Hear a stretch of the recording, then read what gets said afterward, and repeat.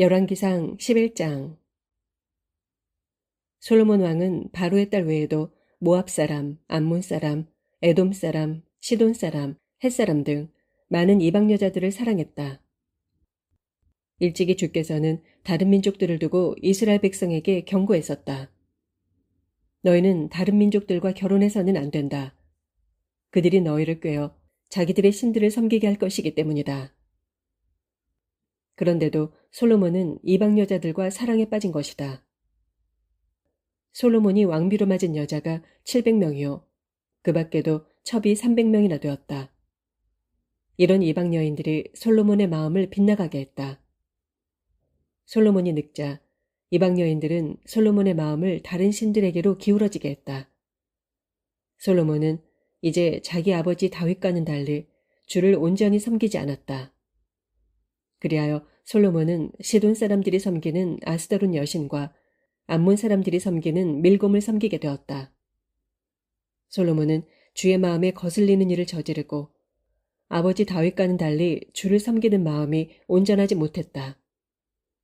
솔로몬은 또 모압 사람들의 우상 그모스와 암몬 사람들의 우상 몰렉을 섬기기 위해 예루살렘 동쪽의 산 위에다 산당까지 지었다. 그러고는 이방의 아내들이 하자는 대로 그들의 신들에게 분향도 하고 제물도 바쳤다. 솔로몬이 이스라엘의 하나님 주께로부터 마음이 떠나자 주께서 솔로몬에게 진노하셨다. 주께서는 솔로몬에게 2번씩이나 나타나셔서 솔로몬에게 다른 이방 신들을 섬기지 말라고 경고하셨다. 그러나 솔로몬은 주의 경고를 따르지 않았다. 마침내 주께서 솔로몬에게 선포하셨다. 너는 나와 맺은 언약을 깨뜨리고 나의 명령에 따르지 않았다.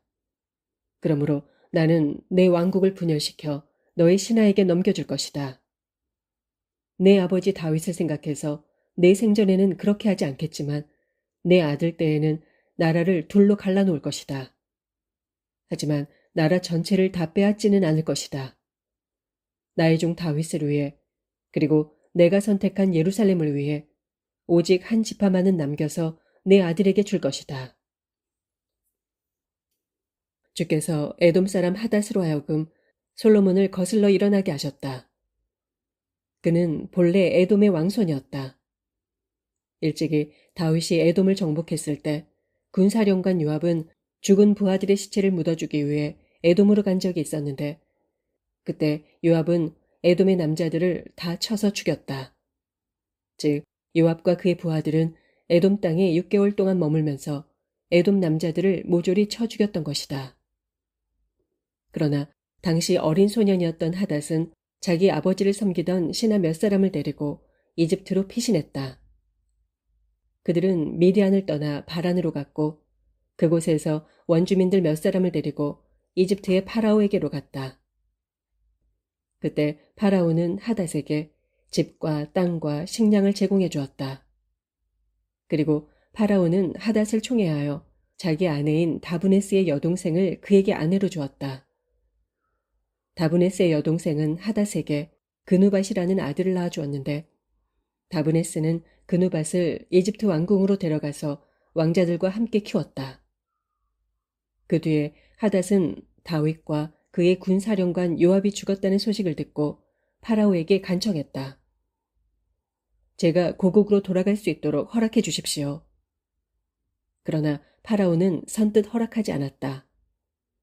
여기서 부족한 것이 무엇이 있다고 그대는 고국으로 돌아가고 싶어 하느냐. 그러나 하닷은 굽히지 않았다.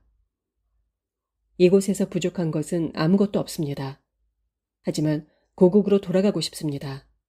제발 절 보내주십시오. 주께서는 솔로몬에게 대적할 또 한 사람을 일으키셨다.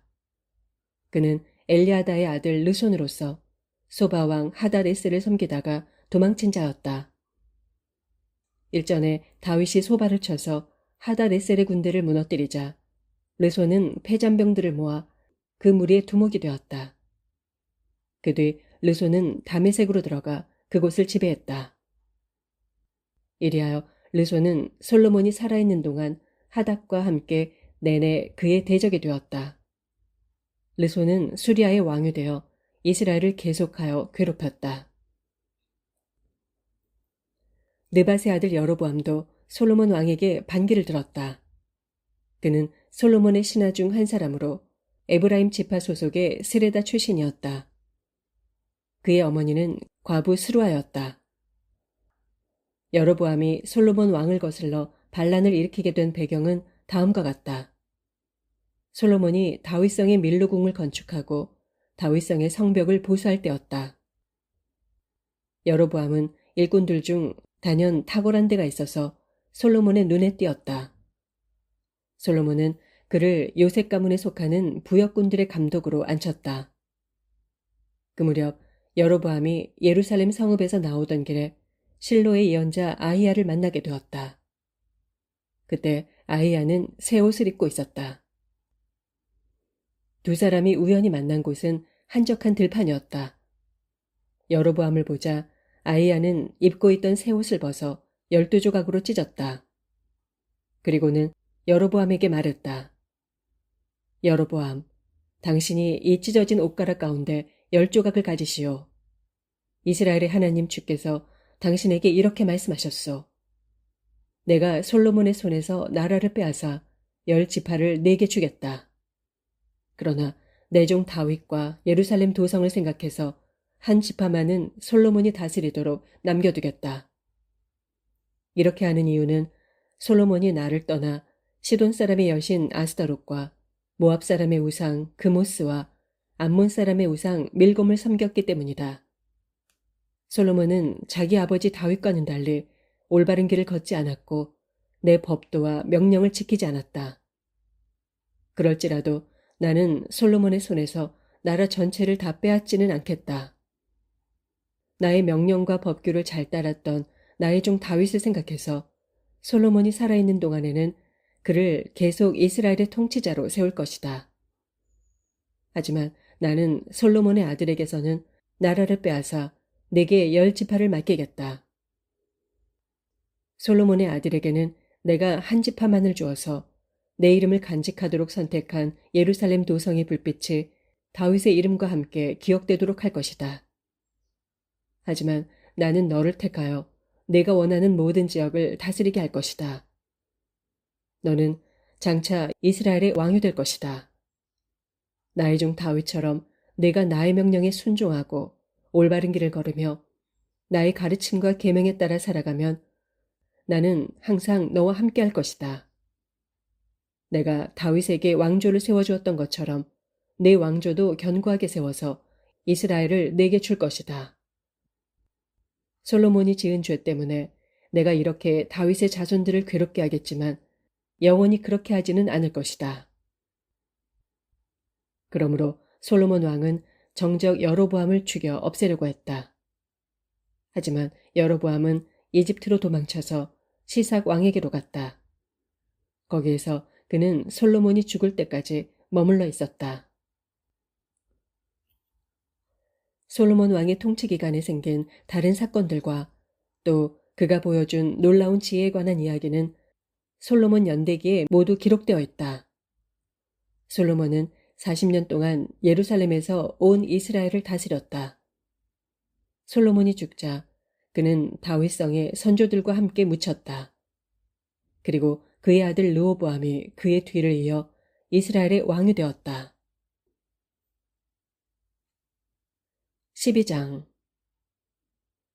이스라엘 사람들이 솔로몬의 아들 르호보암을 왕으로 세우려고 모두 세겜으로 가자 르호보암도 그리로 갔다. 당시 솔로몬 왕을 피하여 이집트에 피신해 있던 느밧의 아들 여로보암도 그 소식을 듣고 이집트에서 이스라엘로 돌아왔다. 이스라엘 사람들이 이집트로 사람을 보내 여로보암을 데려온 것이다. 여로보암은 이스라엘 사람들을 거느리고 르호보암에게로 가서 말했다. 왕의 아버지께서는 우리에게 아주 무거운 멍에를 지어주었습니다. 이제는 우리의 짐을 덜어 가볍게 해주십시오. 그러면 우리가 왕을 섬기겠습니다. 르호보암이 대답했다. 알겠소. 오늘은 일단 돌아갔다가 사흘 후에 다시 오도록 하시오. 이 말에 사람들이 모두 흩어졌다. 그 일을 놓고 르호보암 왕은 먼저 부왕 솔로몬을 섬기던 원로들과 의논했다. 내가 이 백성에게 무엇이라고 대답해야 좋겠소? 원로들이 대답했다.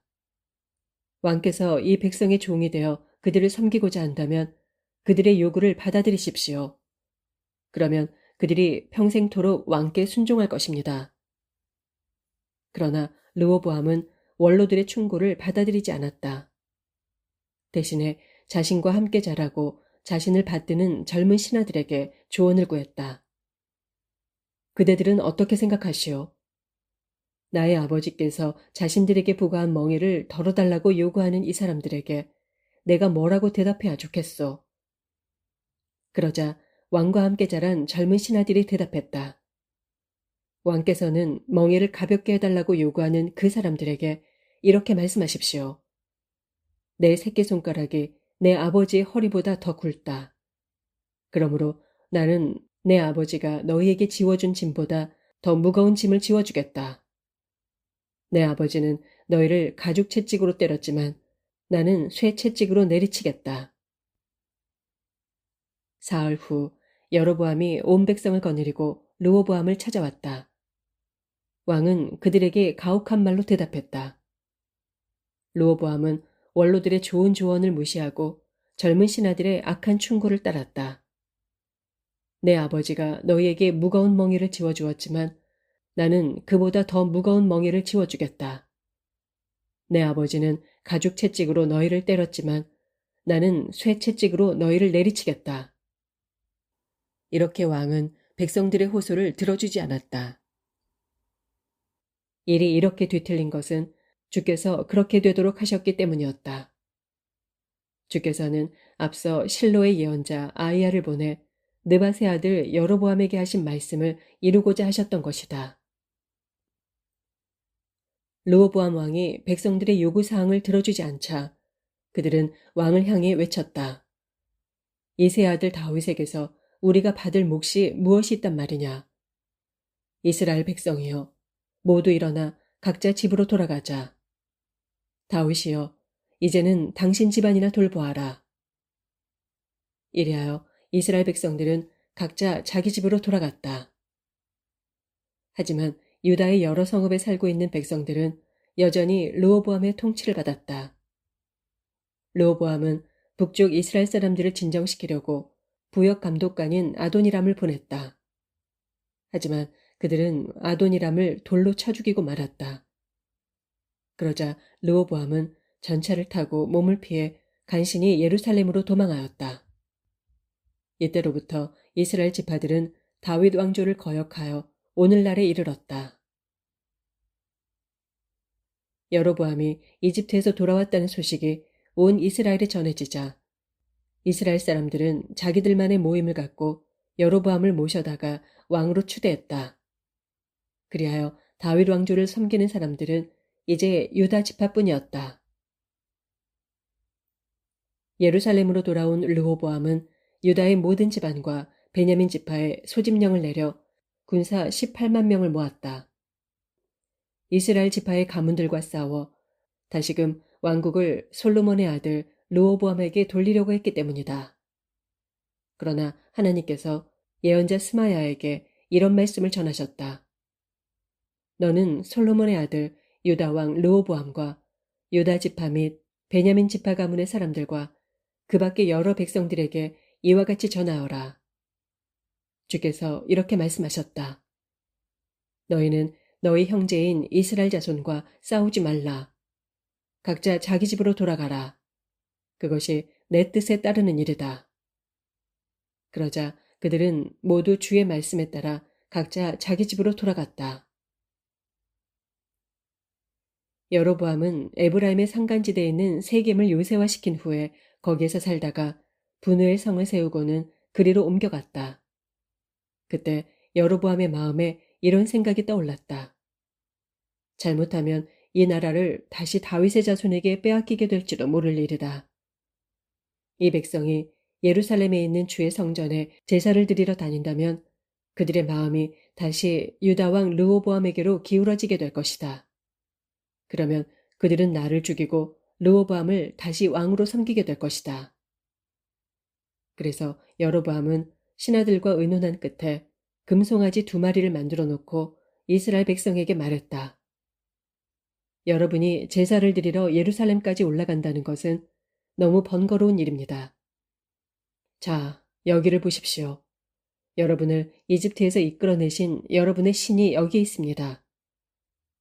그러고서 여로보암은 금송아지 하나는 남쪽 지역에 베델에 세워놓고 또 하나는 북쪽 지역에 단에 세워놓았다. 이는 분명 죄가 되는 일이었다. 그리하여 이스라엘 백성들은 저 멀리 단에까지 가서 금송아지를 섬겼다.